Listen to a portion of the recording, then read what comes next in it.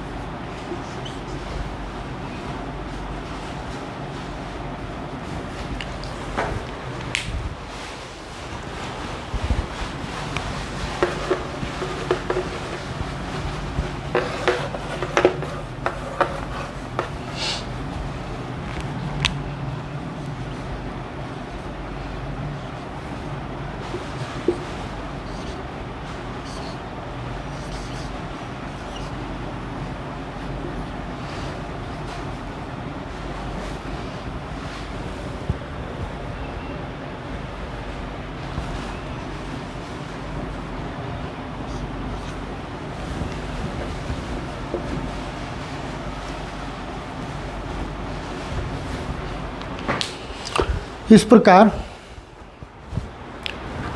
12 भाव हो गए और लग्न में वृष राशि है।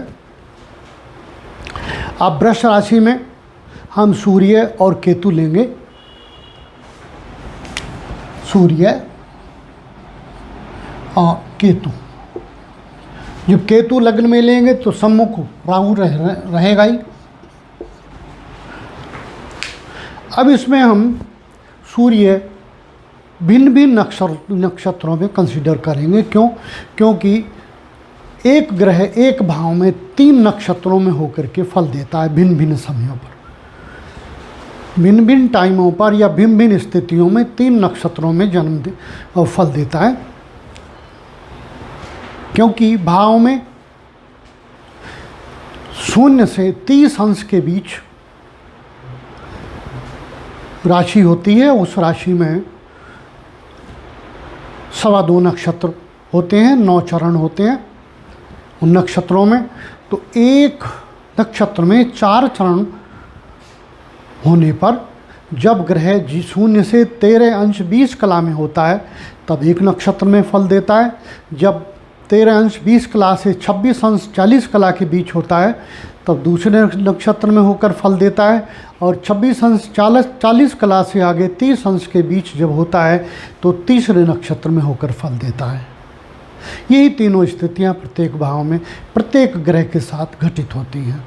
तो यहाँ अनुमान से हम सूर्य के अंश ले लेते हैं और केतु के भी इसी अनुमान से अंश ले लेते हैं।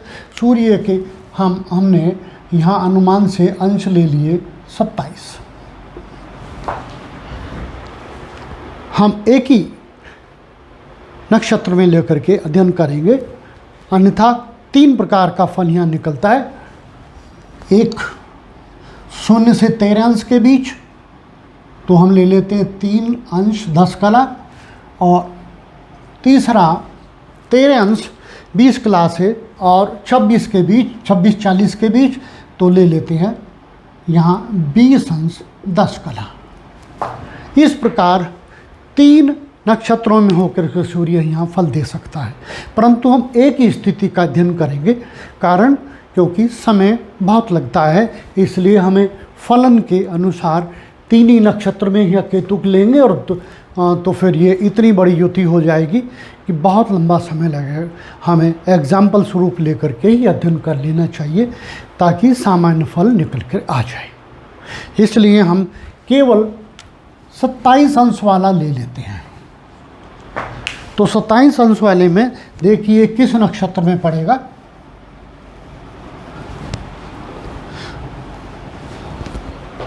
वृष राशि में सूर्य 27 अंश में कृत्तिका नक्षत्र में पड़ेगा। 26-40 से आगे पड़ेगा तो ये यहाँ तरीके से कृत्तिका नक्षत्र में हो गया। अब केतु को भी हम एग्जाम्पल स्वरूप एक ही नक्षत्र में मानेंगे, 3 ना लेकर के एक ही लेंगे अध्ययन स्वरूप। केतु देखिए, इसको भी हम 2 अंश में मान लेते हैं, 2 अंश। अब देखिए केतु 2 अंश में वृष राशि में कहाँ पर पड़ेगा, सॉरी यहाँ हमसे त्रुटि हुई, ये वृष राशि में मृगशिरा में पड़ेगा। ये स्थिति मृगशिरा में पड़ेगा, मृगशिरा। और यहाँ वृष राशि में 2 अंश में कृत्तिका के 3 नक्षत्र, कृत्तिका के तृतीय चरण में पड़ेगा ये स्थिति। इसके सम्मुख राहु होगा। क्योंकि हम केतु का और सूर्य की युति का अध्ययन कर रहे हैं, इसलिए राहु का केवल हम स्थिति मान ही अध्ययन लेंगे, इसके नक्षत्र को हम कंसीडर नहीं करेंगे। फल तो ये नक्षत्र में होकर देगा, और जितने अंश में केतु होगा उतने ही अंश में राहु होगा। चाहे तो हम मान सकते हैं, चाहे नेग्लेक्ट कर सकते हैं, दोनों ही स्थितियां हैं। राहु यहाँ वृश्चिक राशि में देखिए 2 अंशों में होकर के, जितने में केतु है उतने में ही राहु भी होगा। वृश्चिक राशि में 2 अंशों में होकर के देखिए विशाखा नक्षत्र में होगा, विशाखा ये स्थिति। अब प्रथम भाव में सूर्य उच्च माना जाता है, यहाँ शुक्र की राशि में है, सौम्य ग्रह की राशि में है। केतु शुक्र की राशि में है और सूर्य के नक्षत्र में है। सूर्य अपने मित्र मंगल के नक्षत्र में, मृगशिरा नक्षत्र मंगल का होता है, इसलिए ये भी उत्तम नक्षत्र में है और केतु भी उत्तम नक्षत्र में है। लिहाजा ये युतियाँ बहुत अच्छा फल देगी, ख्याति देगी, सम्मान देगी, उत्तम रोजगार देगी, सब कुछ प्राप्त होगा, सम्मान भी प्राप्त होगा, रोजगार प्राप्त होगा, लाभ प्राप्त होगा। परंतु 3 बातें होती हैं, एक प्राप्ति, दूसरे क्षति, तीसरे रोग। इन 3 बातों का अध्ययन प्राय हम करते हैं, इन तीनों में ही सब कुछ समझ आता है। यहाँ बहुत कुछ प्राप्ति होगी, सम्मान प्राप्त होगा, राजनीतिक स्थिति भी प्राप्त होगी। क्योंकि केतु इसको प्रोटेक्ट करेगा, एनहेंस करेगा, बढ़ाएगा इसके कर्म। केतु यहाँ बुरा नहीं है सूर्य के साथ, परंतु सामने से राहु सप्तम दृष्टि से देख रहा है, इसलिए सूर्य पर कलंक लग गया, ग्रहण हो गया। और जब सूर्य पर राहु का ग्रहण हो गया तो ये मान के चलिए सम्मान में गिरावट तो निश्चित है। व्यक्ति उत्तम स्तर पा करके ऐसा कलंक उस पर लगेगा कि ज़मीन पर आ जाए, उच्च पद हो सस्पेंड हो जाए, डिसमिस भी हो जाए, सम्मानजनक स्थिति में राजनीति में हो, चुनाव हार जाए, घर बैठ जाए, व्यापार अच्छा भला चल रहा हो, लेकिन ऐसे वस्तु का व्यापार कर बैठे व्यक्ति जो राहु के प्रतिकूल हो, क्योंकि ये व्यापार का भाव है, तो भारी घाटा हो जाए। ये दोनों स्थितियाँ क्षति में आएंगी। रोग, अब सूर्य जब राहु से पीड़ित हो जाता है तो सिर से संबंधित रोग देता है, सिर, तनाव, हाई बीपी, फ्रस्ट्रेशन, सिर में चोट, सिर में उग्रता, कभी मन का प्रसन्न हो जाना, कभी मन का मायूस हो जाना, जिसे बाइपोलर स्थिति कहते हैं, इस प्रकार की स्थिति देगा। डिप्रेशन भी हो सकता है। क्यों? क्योंकि राहु यहाँ पूरा ग्रहण में लिए हुए है इसको, और सूर्य राहु की आपस में द्वंद्व है, एक प्रकार से जैसे विरोधाभास है, एक दूसरे से विरोधी रूप होकर के दुश्मनी सी है, इस प्रकार की स्थिति यहाँ देगा। अब यही युति यदि दूसरे भाव में चली जाए, यहाँ सूर्य हम ले लें और यहाँ केतु भी ले लें। अब इन्हीं अंशों में ले लेते हैं, क्योंकि नक्षत्र भी बदलेंगे, राशि भी बदलेंगे, दोनों ही बदल जाएंगे।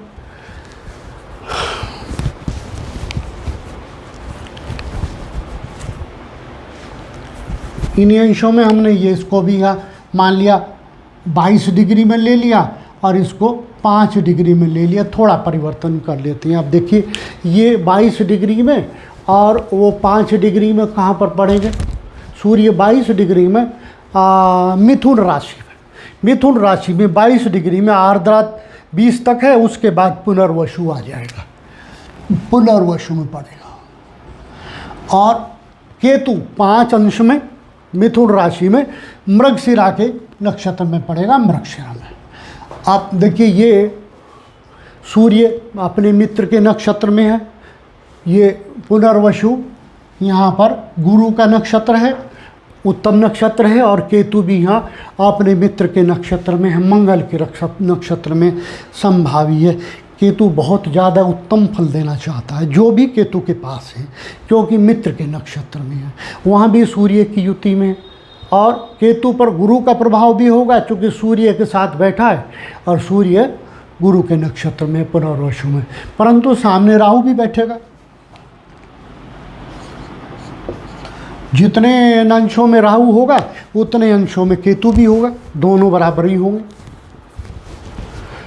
यहाँ ये भी 5 अंशों में होगा, और जो 5 अंशों में होगा तो ये आ गया धनु राशि में 9 नंबर राशि में आ गया। जब 9 नंबर राशि में आ गया तो देखिए धनु राशि में राहु किस नक्षत्र में पड़ेगा? 5 अंश में मूला नक्षत्र में पड़ेगा,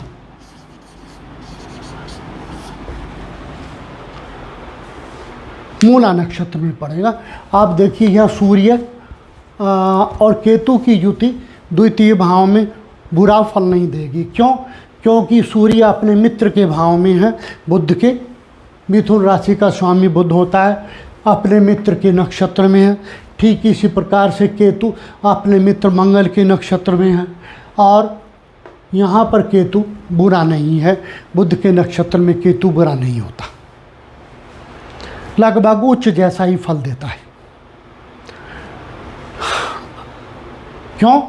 क्योंकि मित्र के नक्षत्र में हो गया, सूर्य के साथ हो गया, सूर्य पर गुरु का प्रभाव है, इसलिए उत्तम ही फल देगा। सोम ग्रह की राशि, मित्र ग्रह की राशि में, सूर्य के मित्र की और सोम ग्रह की राशि में, इसलिए अच्छा फल देगा।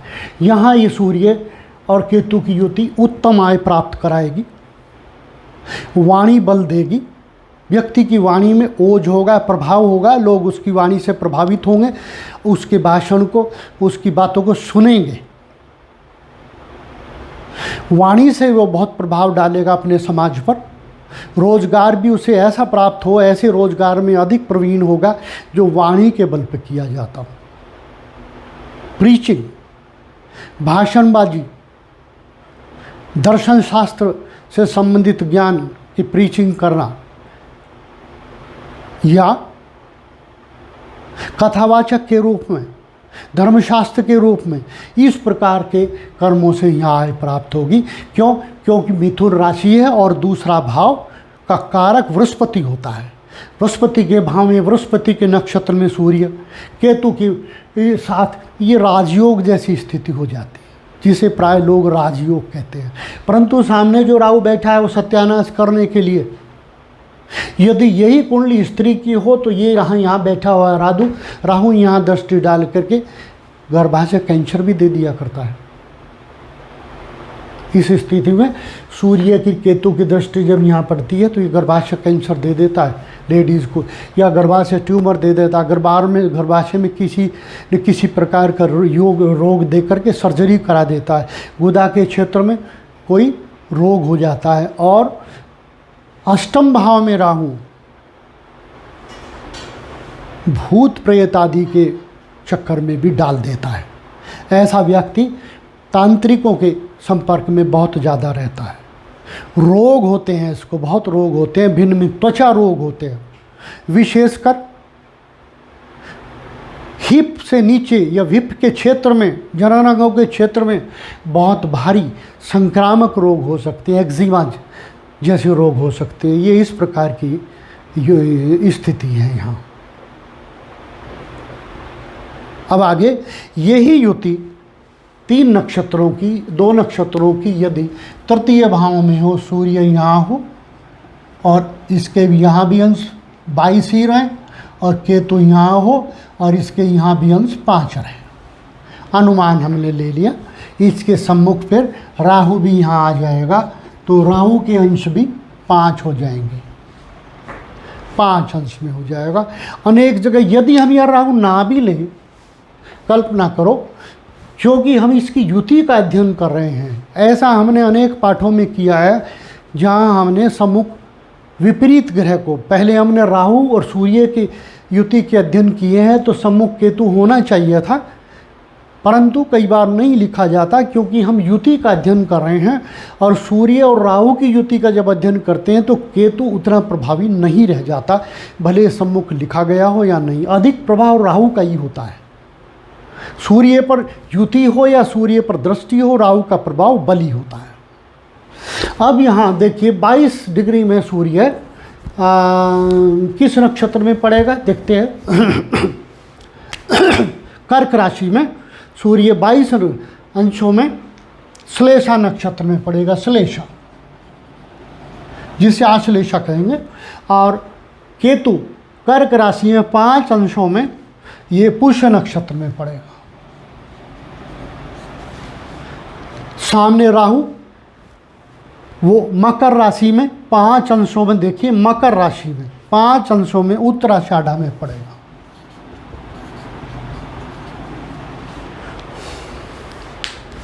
ये बुध का नक्षत्र, बुध इसका स्वामी है, पुष्य का स्वामी शनि होता है। और यहाँ सम्मुख राहु, राहु में उत्तराषाढ़ा नक्षत्र है, उत्तराषाढ़ा नक्षत्र का स्वामी स्वयं सूर्य होता है। सूर्य यहाँ बुरा नहीं है, मित्र की राशि में है। कर्क राशि का स्वामी चंद्रमा, चंद्रमा सूर्य का मित्र, मित्र के नक्षत्र में, बुध के नक्षत्र में। और केतु यहाँ शनि के नक्षत्र में, उत्तम नक्षत्र में, बुरा नहीं होता। वैसे राहु और केतु पुष्य नक्षत्र में उत्तम ही फल देते हैं, इसलिए ये युति यहाँ उत्तम फल देगी, बुरा फल नहीं देगी। व्यक्ति साहसी होगा,